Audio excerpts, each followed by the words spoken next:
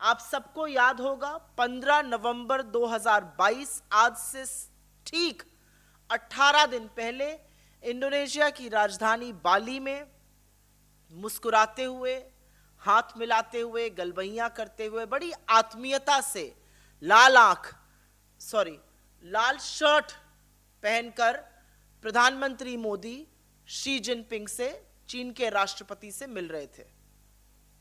18 दिन के बाद अत्यंत व्यथित, अत्यंत विचलित करने वाली खबरें आ रही हैं और उनके मुताबिक उत्तरी डेप्सांग में, उस इलाके में जहां पर चीन ने घुसपैठ करी हुई है और उसकी घुसपैठ बरकरार है, चीन ने वहां पर 200 स्थायी शेल्टर बना लिए हैं।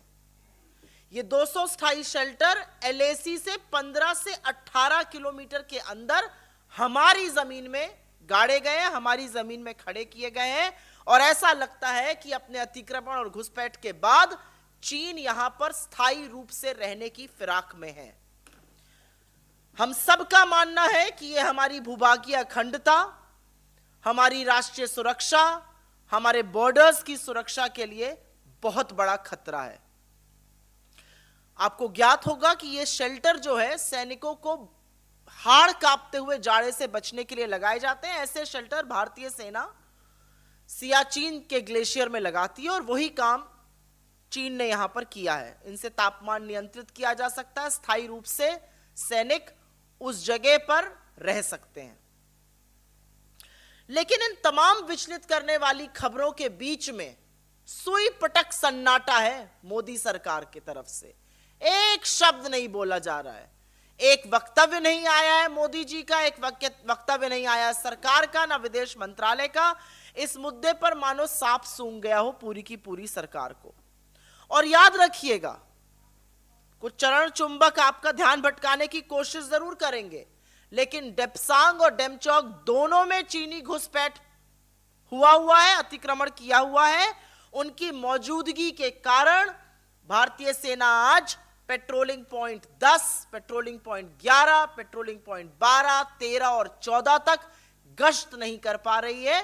और खबरों के ही मुताबिक, जिसकी पुष्टि तमाम सैन्य अधिकारियों ने करी है, खबरों के ही मुताबिक हम उन पेट्रोलिंग पॉइंट्स तक ना गश्त कर पा रहे हैं और जो नया बफर जोन है वो हमने अपने ही पेट्रोलिंग पॉइंट तक बनाने का भी दुष्कर्म किया है। हमारे सेना का शौर्य और पराक्रम तो ऐसा है कि लोगों की रूह कांप जाए। लेकिन यह सब शायद मोदी जी के मौन, शायद मोदी जी के चुप रहने, शायद मोदी जी की जो क्लीन चिट दी गई थी, कोई घुसा हुआ नहीं है, उसी से चीन का दुस्साहस लगातार बढ़ रहा है। क्योंकि यह बेधड़क विस्तारवाद, यह निर्लज्ज घुसपैठ चीन तभी कर सकता है जब हमारी सरकार और हमारे प्रधानमंत्री मूक दर्शक बने हुए हैं। आंखों पर पट्टी बांधकर और मुंह में दही जमाकर अगर सोचा जाए कि इस समस्या का निवारण हो जाएगा, तो वो निवारण नहीं होगा। आप सेना के मनोबल के साथ खिलवाड़ जरूर कर रहे हैं मोदी जी, ये हम जरूर इस मंच से और तमाम और मंचों से कहते हैं। आपको बड़ी दिक्कत हो जाती है, छुई मुई बन जाते हैं, कोई आपको कह दे आपकी पूरी ट्रोल सेना लग जाती है। लेकिन क्या देश से बड़े हैं आप? इस देश की भूभागीय अखंडता पर आज खतरा मंडरा रहा है। तमामों रिपोर्ट के मुताबिक चीन हमारे घर में घुसकर बैठा हुआ और हमारे घर में घुसकर अब स्थायी शेल्टर बना रहा है और आप एक शब्द नहीं बोल रहे हैं। जब प्रधानमंत्री अपने पद की गरिमा को भूलकर उल जलूल बातें करते हैं, उल जलूल टिप्पणियां करते हैं, तो सुनने को भी तैयार हैं। हम उनकी बिल्कुल इज्जत करते हैं। लेकिन मैं आपसे पूछना चाहती हूं, ये छुई मुई बन के प्रधानमंत्री जी क्यों रहते हैं? आप छुई मुई हैं क्या? अरे आप देश के प्रधानमंत्री हैं, आपकी 10 आलोचना करी जाएगी, आपसे 10 सवाल पूछे जाएंगे। देश ने आपको चुनकर इतने सर्वोच्च पद पर बिठाया, तो आपकी जवाबदेही तय नहीं होगी। एक सवाल पूछ लो तो प्रधानमंत्री की बेइज्जती कर रहे हैं, एक सवाल पूछ लो तो इसका बदला कौन देगा? अरे कब तक अपने बददिमाग प्रवक्ताओं के पीछे छुपे रहिएगा? और ये छुपे रहने की आदत छोड़ दीजिए, क्योंकि प्रधानमंत्री जब वैधव्य झेलती हुई हमारी प्रेसिडेंट को कांग्रेस की विधवा कहते हैं, और एक मां को जर्सी गाय कहते हैं, और एक पत्नी को 50 करोड़ की गर्लफ्रेंड कहते हैं, एक चुनी हुई मुख्यमंत्री के साथ दीदी ओ दीदी करते हैं, तब उनकी गरिमा कहां चली जाती है? कहां है प्रधानमंत्री पद की गरिमा जब वो अचार के डब्बे पर कहते हैं औरत की फोटो लगा दो, अचार बिकने लगेगा?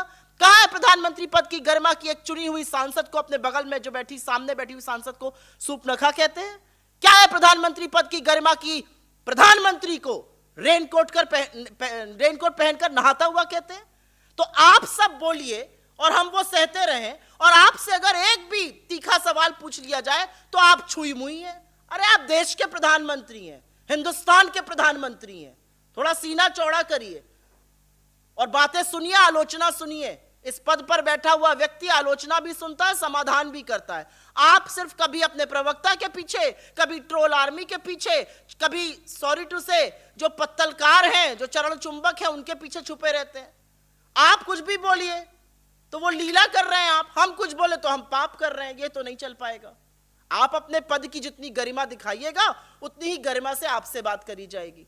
आप अपने पद की गरिमा प्रधानमंत्री रहते हुए खोइएगा तो आपका भी पद उस तरह की प्रतिष्ठा से विहीन होगा। अगर आप ये वीडियो YouTube पर देख रहे हैं तो हमारे चैनल को सब्सक्राइब करें और बेल आइकन को दबाना ना भूलें। अगर आप Facebook पर ये वीडियो देख रहे हैं तो हमारे पेज को लाइक करें।